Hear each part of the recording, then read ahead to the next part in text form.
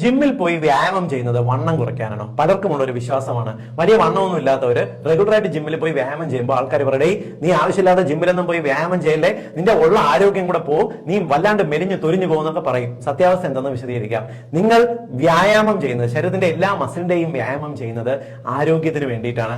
നിങ്ങൾ നടക്കാൻ പോകുന്നത് ചെറിയ തോതിലുള്ള വ്യായാമമാണ്. പക്ഷെ അത് നിങ്ങൾക്കൊരു കാർഡിയോ എക്സസൈസ്, ഹൃദയത്തിന്റെ ഒരു ആരോഗ്യം വർദ്ധിപ്പിക്കുമെന്നതിനപ്പുറം ശരീരത്തിലുള്ള എല്ലാ മസിലുകൾക്കും അത് ഗുണം ചെയ്യില്ല. അതുകൊണ്ടാണ് നിങ്ങൾ നടക്കാൻ പോകുന്നത് 100% നല്ല വ്യായാമമല്ല എന്ന് പറയുന്നത്.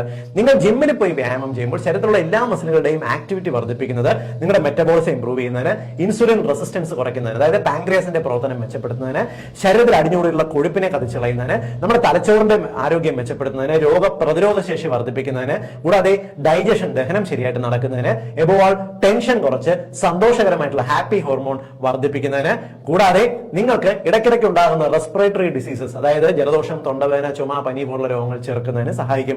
ഇതിനെല്ലാം ഉപരിയായിട്ട് നമ്മുടെ ശരീരത്തിന്റെ കോർഡിനേഷൻ മെച്ചപ്പെടുത്തുന്നത്, നിങ്ങൾക്ക് ഓരോ കാര്യത്തിന് ശരീരത്തിന്റെ റെസ്പോൺസ്, ഇരുന്നിട്ട് എഴുന്നേൽക്കുക, നടക്കുക, ഓടുക, നിങ്ങൾ ഓരോ കാര്യങ്ങളോടും പ്രതികരിക്കുക, ഇതിനോടെല്ലാം ഏറ്റവും ഗുണകരമായിട്ടുള്ള ഒരു മാറ്റം കൊണ്ടുവരണമെങ്കിലും ജിമ്മിൽ പോയി വ്യായാമം ചെയ്യുന്നത് നല്ലതാണ്. അതായത് നിങ്ങൾക്ക് ചെറുപ്പം നിലനിർത്തണമെന്ന് ആഗ്രഹമുണ്ടോ, നിങ്ങൾ ജിമ്മിൽ പോയി വ്യായാമം ചെയ്യണം. വണ്ണം കുറയാനായിട്ട് മാത്രം ആരും ജിമ്മിൽ പോകാതിരിക്കുക.